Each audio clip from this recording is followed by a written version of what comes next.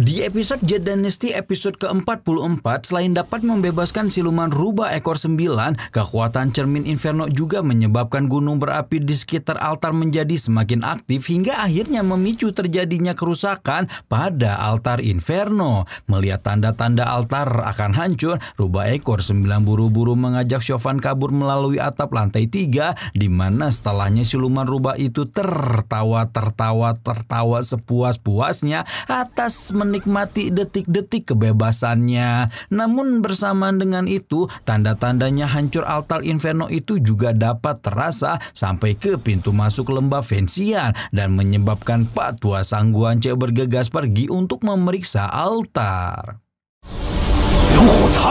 Sementara Sang Guance memeriksa altar, Li Sun beserta murid-murid lembah Vincian lainnya masih sibuk saling baku hantam melawan rombongan manusia ikan, di mana ia sengaja menggunakan senjata magisnya untuk menghentikan perlawanan para manusia ikan yang terus memberontak serta menuntut pertanggungjawaban atas tewasnya anggota suku mereka. Tidak hanya Li Sun, Lu Xun juga melakukan tindakan yang sama untuk melumpuhkan manusia ikan. Sementara Yang Hong lantas memberitahukan Li Sun kalau dirinya akan pergi mengejar manusia ikan yang mencoba kabur dari pintu masuk lembah. Selepas kepergian Yang Hong, Li Sun kembali memimpin rekan-rekannya untuk lanjut menggempur manusia ikan di tengah hujan lava yang terus dimuntahkan gunung berapi sekitar altar Inferno. Sementara di sisi lain, Chauvin dan rubah ekor 9 terus melarikan diri secepat mungkin hingga akhirnya mereka berdua pun mendarat di sebuah bukit kecil yang tidak jauh dari lembah Vincian. Begitu mendarat di bukit itu, siluman rubah ekor 9 mulai menunjukkan tanda-tanda perubahan wujud hingga akhirnya dia benar-benar berubah menjadi wanita muda yang sangat mempesona dan menggoda iman. Selesai berubah wujud, rubah ekor 9 yang kini memakai pakaian, Chauvin lantas segera mengucapkan rasa terima kasih atas semua bantuan yang diberikan Chauvin kepadanya. Sementara itu Chauvin sendiri malah menatap jauh ke arah lembah Vincian dan diam-diam sangat menyayangkan hancurnya altar tersebut yang di dalamnya terdapat sedikit informasi tentang teknik penghidupan kembali yang kemungkinan bisa dipergunakan untuk menyembuhkan biau. Terlepas dari semua itu, Chauvin kini akhirnya mulai mempertanyakan terkait rencana rubah ekor 9 setelah berhasil kabur dari lembah Vincian. Ditanyai terkait rencana ke depannya, rubah ekor 9 mengatakan ingin mengunjungi tempat tewasnya Xiao Liu sehingga dia meminta Chauvin untuk menceritakan tentang lokasi atau tempat meninggalnya Xiao Liu. Mendapati permintaan itu, Chauvin pun menjelaskan kalau tempat meninggalnya Xiao Liu ada di hutan kecil yang berjarak sekitar 10 mil dari kota Xiaoqi, yaitu Gunung Kongsang. Chauvin juga menceritakan kalau lokasi tepatnya merupakan sebuah goa batu hitam yang di bagian yang paling dalamnya. Usai bercerita itu, Chauvin lantas berniat mengembalikan cermin Inferno kepada siluman rubah. Selagi Chauvin berniat mengembalikan cermin Inferno, Sang Guance kini telah tiba di depan altar Inferno, di mana seketika kondisi altar itu membuat dia langsung terpaku seakan tidak percaya kalau tahanannya selama 300 tahun terakhir telah berhasil melarikan diri saat ditinggal baru aja sebentar. Masih sambil menatap kondisi altar, Pak Tua lantas dihampiri Li Sun yang datang untuk melaporkan situasi terkini terkait manusia ikan. Namun yang mengherankan, setelah menerima laporan Li Sun, Sang Guance malah mempertanyakan tentang keberadaan Yan Hong, seolah menaruh kecurigaan kepada sosok tersebut. Dan benar saja, sesaat kemudian Sang Guance lantas memberitahukan kalau ternyata Yan Hong adalah Jin Ping Er yang menyamar. Mendengar pemberitahuan itu, Li Sun tentu saja sangat terkejut, tidak menyangka kalau orang yang berjuang bersamanya sedari tadi ternyata adalah musuh yang dicari, yaitu Jin Ping Er. Li Sun bahkan lebih terkejut lagi ketika Sang Guance memberikan penjelasan kalau dia sempat memergoki keanehan kepada Yan Hong yang bisa dengan cepat menstabilkan diri saat terjadi guncangan yang disebabkan gunung berapi, di mana hal semacam itu tidak mungkin bisa dilakukan Yang Hong yang asli dengan tingkat kultivasinya yang sekarang. Mendapati penjelasan tersebut, Li Sun yang merasa kurang waspada dan sudah kecolongan pihak musuh pun jadi merasa bersalah sehingga dia dengan sukarela meminta Pak Tua untuk memberikan hukuman atas kelalaiannya. Namun alih-alih memberikan hukuman, Sang Guance malah meminta Li Sun untuk tidak mempermasalahkan kelalaian tersebut dan ia pun segera berpamitan kepada Li Sun untuk bergegas melapor kepada ketua lembah Fanxian yakni Yun Yilan. Di sisi lain, tindakan Sang Guance ini membuat sesosok manusia misterius tampak berkomentar seolah merasa puas dengan hancurnya altar Inferno. Sosok itu juga merasa kalau semua upaya Sang Guance di lembah Fanxian merupakan hal yang sangat sia-sia.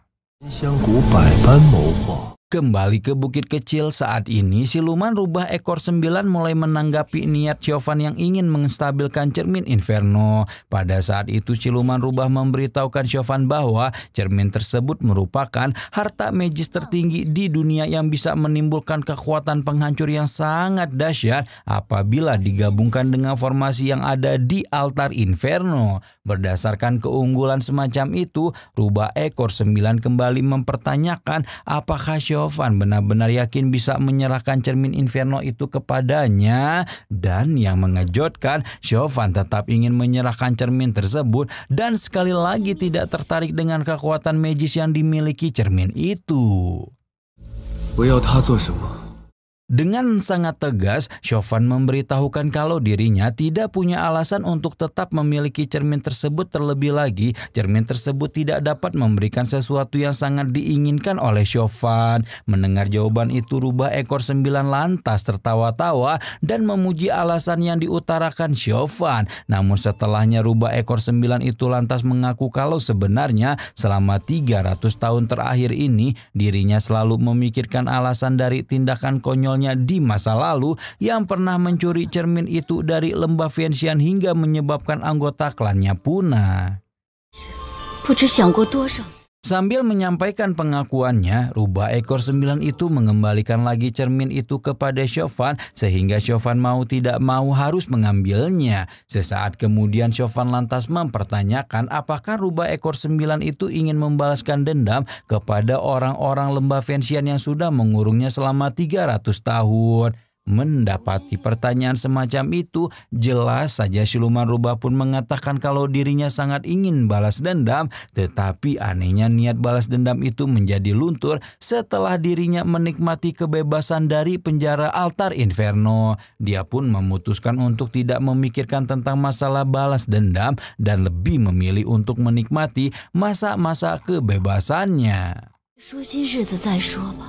Sementara siluman rubah ekor 9 menikmati masa-masa kebebasannya, jauh di dalam lembah Fanxian Pak Tua menghadap pimpinan lembah Yun Yilan melaporkan bahwasanya kerusuhan yang melibatkan manusia ikan itu ternyata disebabkan oleh Jin Ping Er dari sekte aliran jahat He Huan. Mendengar laporan tersebut, Yun Yilan lantas mempertanyakan apakah tindakan Jin Ping Er dari sekte jahat itu dimungkinkan karena telah mengetahui terkait rencana rahasia lembah Fanxian. Pertanyaan tersebut lantas membuat Sang Guance menyampaikan pendapatnya kalau orang-orang sekte jahat itu pasti belum mengetahui soal rencana rahasia lembah Fanxian.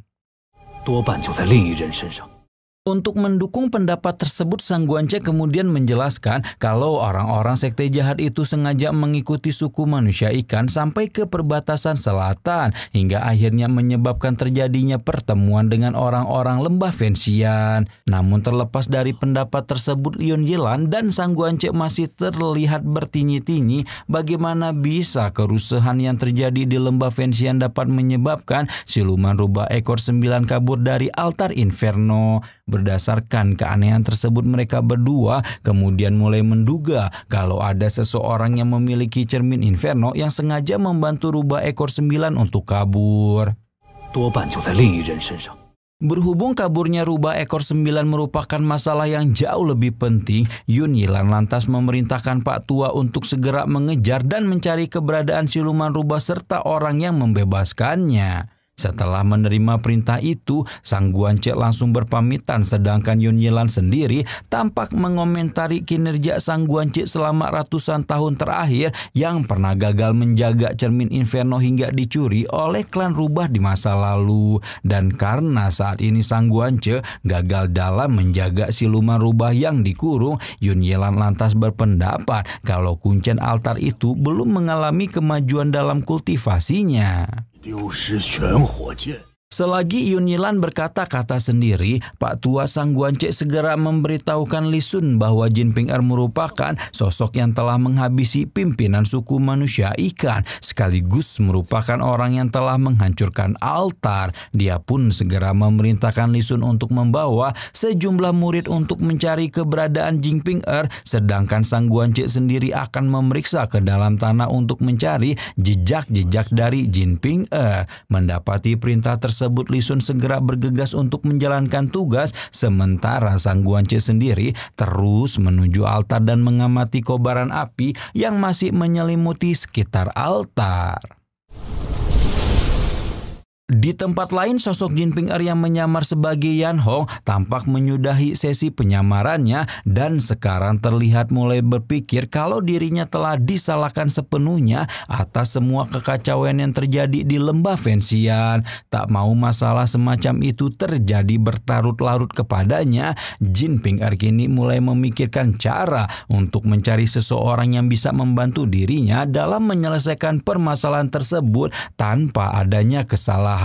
Dia pun segera bergegas pergi dari tempatnya berada untuk menemukan seseorang yang ingin dia cari.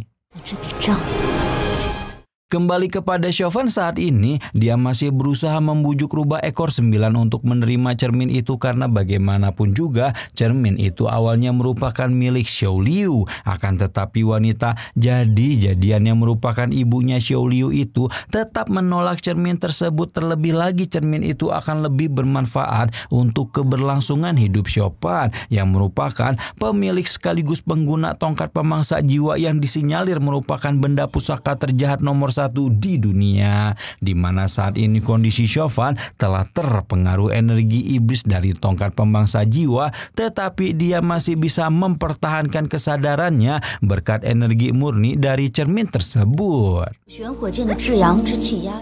Mendengar penjelasan semacam itu, Chauvin tentu sangat terkejut karena ternyata di luar sana ada seseorang yang sangat memahami tentang tongkat pemangsa jiwa miliknya. Menyadari keterkejutan Chauvin, rubah ekor 9 lantas mengatakan kalau dirinya bisa mengetahui semua itu karena sudah hidup selama ribuan tahun, sehingga menjadikannya punya banyak pengetahuan. Siluman rubah itu juga menyarankan supaya Chauvin cepat-cepat membuang tongkat pemangsa jiwa agar dia bisa mempertahankan hidupnya lebih baik. Akan tetapi Chauvin menolak saran tersebut dan berpikir bahwa justru keberadaan tongkat pemangsa jiwa itu telah membuat dirinya bertahan hidup hingga saat ini. Selain menolak saran, Chauvin juga memberitahukan kalau benda terjahat di dunia bukan tongkat pemangsa jiwa, melainkan hati manusia yang selalu tidak mudah untuk ditebak. Usai mengatakan hal itu, Chauvin lantas mempertanyakan apakah jika seseorang kehilangan 3 jiwa dan 7 wujud fana, sedangkan kondisi tubuhnya masih utuh, masih bisa disembuhkan seperti sedia kala. Di mana kondisi yang disebutkan Chauvin merupakan tanda yang dialami Biao yang saat ini salah satunya jiwanya terperangkap dalam He Huan Bell. Mendapati pertanyaan Chauvin, siluman rubah pun memberitahukan bahwa kemungkinan orang dengan kondisi itu masih bisa disembuhkan. Bersamaan dengan itu, He Huan Bell yang melekat pada tubuh Biao pun seketika berbunyi. Akhirnya ya guys ya, Chauvin mulai dapat pencerahan nih tentang cara menghidupkan kembali Biao supaya bisa hidup lagi seperti orang umum pada umumnya normal. Pada orang normal pada umumnya. Nah, kira-kira cara penyembuhan Biao yang akan diberitahukan oleh siluman rubah itu cara seperti apa ya? Apakah teknik penghidupan kembali seperti yang ada di altar lembah Fanxian atau dengan metode lainnya? Nah, di episode selanjutnya kita akan lihat bagaimana mana siluman rubah ekor 9 memberitahukan metode untuk penyembuhan Biao serta bagaimana murid-murid lembah Fenxian mengepung Chauvin untuk menangkapnya karena telah menghancurkan altar Inferno.